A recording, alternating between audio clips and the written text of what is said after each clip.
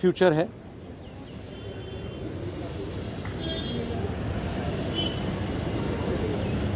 Education system जो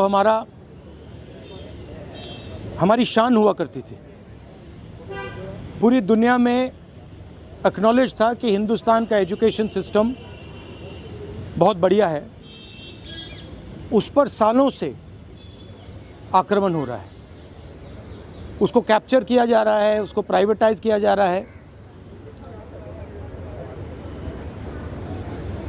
उस पर रिएक्शन था।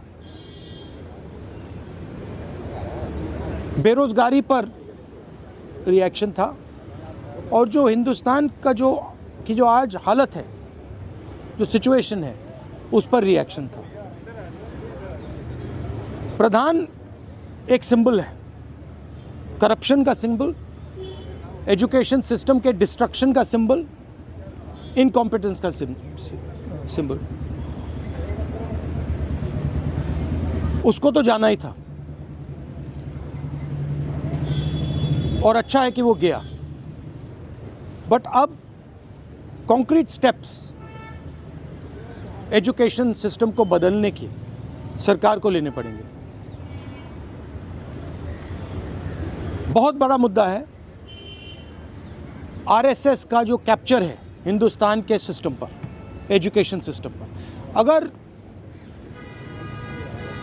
मोदी जी की गलती है तो उतनी ही गलती आरएसएस की है, क्योंकि दीमक का काम आरएसएस ने किया है। हमारे एजुकेशन सिस्टम को अंदर से खोखला कर दिया है। जो नॉलेज होती है उस पर इन्होंने आक्रमण किया है। तो गहरे स्टेप्स लेने पड़ेंगे। मुझे नहीं लगता है कि ये ले सकते हैं, बट देखते हैं। स्टूडेंट्स की दो और मांगें थी, उनको नहीं भूलना है। पहली मांग,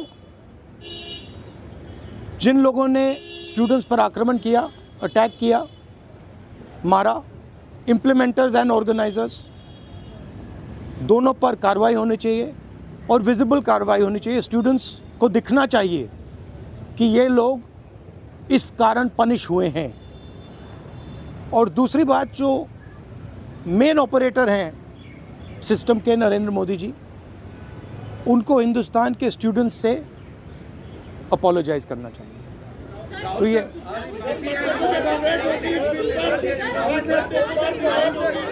भैया देखिए, एक करके, one at a time. I can't hear.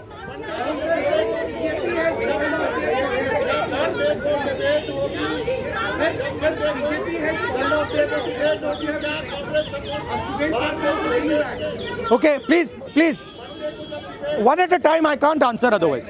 No, I'll tell you. You go ahead. BJP has called off their protest, and students are now going back. There are two demands, sir, as you mentioned, that has been not fulfilled. So, what will be your step in the parliament when parliament commences on Monday? Well, they are also bringing a new bill, sir. The first thing is that we hold Mr. Amit Shah directly responsible for the violence that has taken place against our students. He authorized the shooting of our students. He authorized the use of lethal weapons, pellet guns on our students. So that for us is a fundamental issue. We will not accept our own forces shooting the future of India. So that is going to be a major issue in Parliament. Of course, the students, as I said, have also got the demand of an apology from the Prime Minister. Look, this protest, the reason it has happened, the deeper reason it has happened, is that the Indian system, job creation system, education system, institutional system, media system has been destroyed. It has ceased to exist. There are consequences to this. We are facing now a time of serious economic crisis. And in times of serious economic crisis, you need that system. So, the government should be aware that what has happened here is just one step in a very deep problem. Right? So the government needs to start listening to what the people of India are saying. And this is a warning to them. This is a warning from the students of India, this is a warning from the opposition. That you cannot run India the way you have been running. This is not your personal fiefdom. This is not something that belongs to you. This belongs to the people of India. This belongs to the Constitution of India. All these institutions, they do not belong to you. And if you carry on down this path, you will see that what has happened right now will be at 10 times the scale. So that is basically the message. One by one, please. One by one. Please.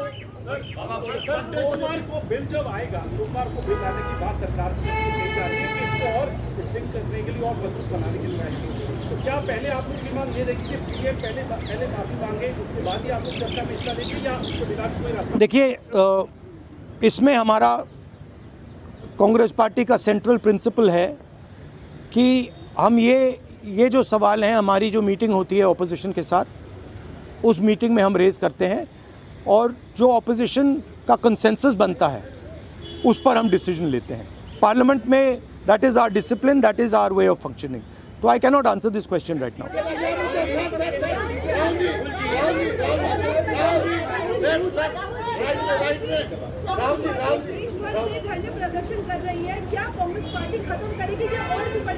नहीं, हमारा programme जो students का programme है वो चलेगा, क्योंकि हमारी issues long standing issues हैं और हमारा तो नहीं रुकेगा. हम इश्यूज़ रेज़ कर रहे हैं और उसको हम करते जाएंगे. मैं अंत में सारे के सारे स्टूडेंट्स को दिल से धन्यवाद करना चाहता हूं और मेरे साइड से जो भी उनको सपोर्ट चाहिए, जहां भी सपोर्ट चाहिए, मैं तैयार हूं. Congress Party's idea with the protest was to support it wholeheartedly. We supported it and we are here to protect the students of India, to protect the future of India.